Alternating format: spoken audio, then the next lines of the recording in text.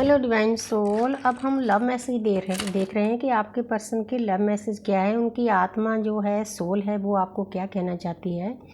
Let's work on our dreams together. अब उनको एहसास हो रहा है कि हमारे दोनों के सपने एक हैं, क्योंकि आप दोनों का हो सकता है सोल पर्पज एक हो, कईयों का अलग भी होता है। अब उस पर्सन को अंदर से एहसास हो रहा है कि हम दोनों के ड्रीम्स एक हैं, क्योंकि आपने दोनों ने ही कंटेक्ट किया होता है परमात्मा के साथ कि इस जन्म में जाकर हम प्रकृति की सेवा करेंगे।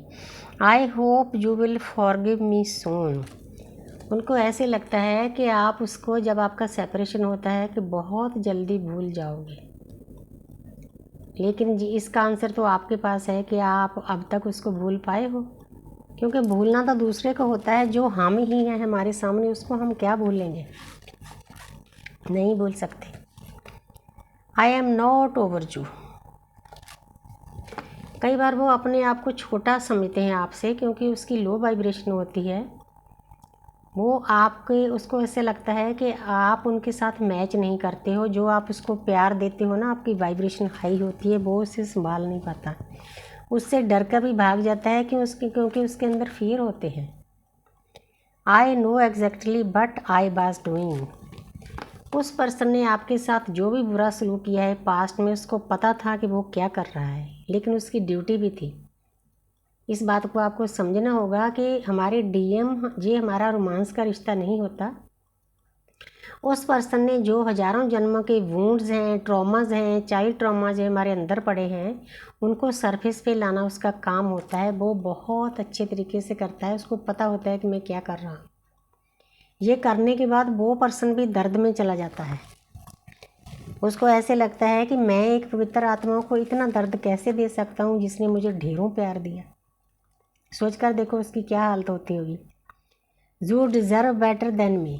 कई बार तो उसके मन में आता है कि आप मेरे से एक अच्छा पर्सन डिज़र्व करते हो, लेकिन डिज़र्विंग की तो जहाँ पर बात ही नहीं है, क्योंकि हमारी सोल एक है।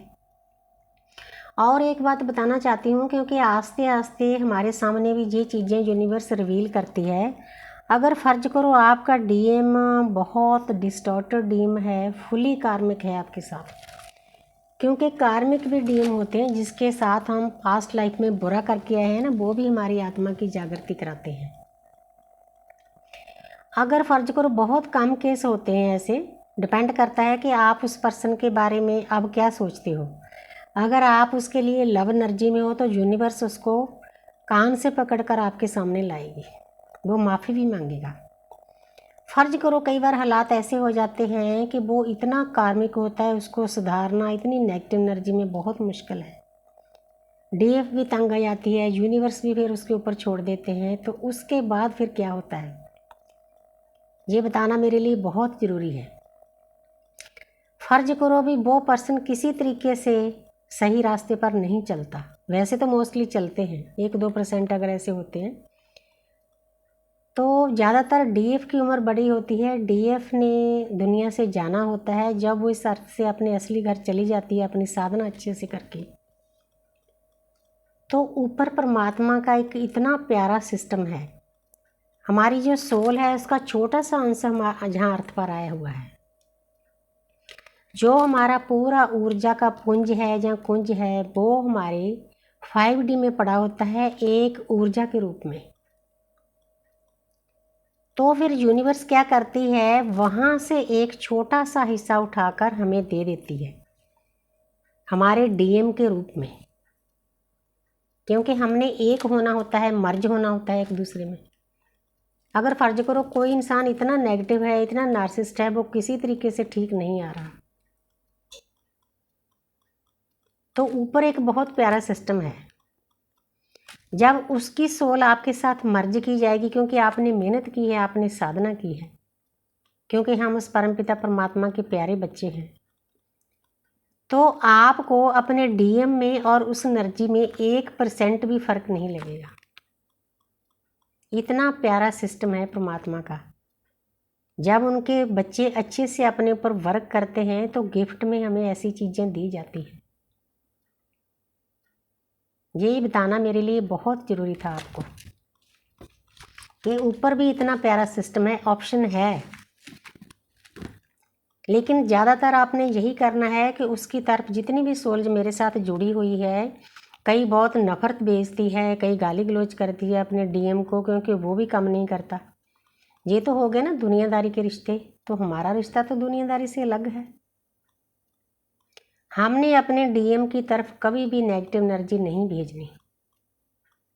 मैंने भी उस पर्सन के साथ बहुत लड़ाई की कि तो आप सीधे रास्ते पर क्यों नहीं चल रहे, आपको इतना दुर्लभ जन्म मिला है, लेकिन वो नहीं मानता। कई बातें तो उसकी समझ में आ जाती है, लेकिन मैंने बहुत खुलकर बताया, मैंने कोई चीज़ उससे छिपाई नहीं। कई डीएफ डरती है बताने से, लेकिन मैं नहीं डरी। मुझे नहीं पता मैं क्यों नहीं डरी। मैंने इस जर्नी का एक एक टूल उसको बताकर फिर हमारा सेपरेशन हुआ है। तो इसीलिए आज एकदम से अंदर मेरे बात आ गई, याद आ गई कि आपको बताना ज़रूरी है। I wish I could treat you better. अब उस पर्सन को पछतावा हो रहा है कि मेरी इच्छा है कि जितना प्यार आपने मुझे किया है, नर्चिंग केयरिंग डीएफ लविंग होती है, उतना वो भी होना चाहते हैं। सोचकर देखो, इतनी चेंज आ गई है आपके पर्सन में। ये चेंज यूनिवर्स लाते हैं, हमने यूनिवर्स पर छोड़ना होता है। कोई इच्छा नहीं रखनी, मुक्ति की भी इच्छा नहीं करनी। कर्म कर, फल की इच्छा मत रख। You are more than just a friend. इससे बड़ा वो क्या कह सकता है। आप उसके फ्रेंड नहीं हो, उससे ज़्यादा हो, क्योंकि ये उसकी आत्मा की आवाज़ है, अंदर की आवाज़ है, इंटरनल इंट्यूशन है उसकी। उसको एहसास होने लगा है कि आप उसके लिए क्या हो। पूरी दुनिया में उस पर्सन की जो ईगो है ना, उसको कोई भी मेल्ट नहीं कर सकता सिवाय डिवाइन फेमिनिन के। इतना प्यार नहीं कर सकता, इतना नर्चिंग केयरिंग लविंग एनर्जी नहीं भेज सकता, इतनी केयर नहीं कर सकता। अब उसको एहसास हो रहा है कि मैंने ऐसा क्यों किया, मैं अच्छा कर सकता था, लेकिन उसकी भी एक ड्यूटी थी। हमारी जागृति कैसे होती फिर। अब जब हम यहाँ तक पहुँचे हैं तो कैसे पहुँचते। I can't live that you. इससे ज़्यादा वो बेचारा क्या कह सकता है। अब उसकी ऐसी हालत है, वो जी नहीं पा रहा। जैसे आप एक जिंदा लाश बने हुए थे ना। सेपरेशन जितना डीएफ के लिए पेनफुल है, उतना डीएम के लिए भी है।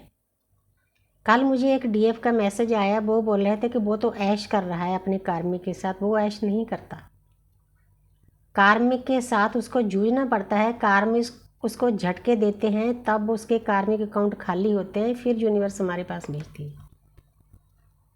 कोई भी कार्मिक उसको प्यार नहीं करेगी, उसको नचाएगी या नचाएगा। इसमें मेल फीमेल माने नहीं रखता। इसलिए आपने ये नहीं सोचना कि वो ऐश कर रहा है। बस आप जब सेपरेशन में चले जाते हो, अपनी साधना पर ध्यान दो, जो होता है यूनिवर्स अपने आप सही करेंगे। तो thank you universe, thank you angel, thank you spirit guide.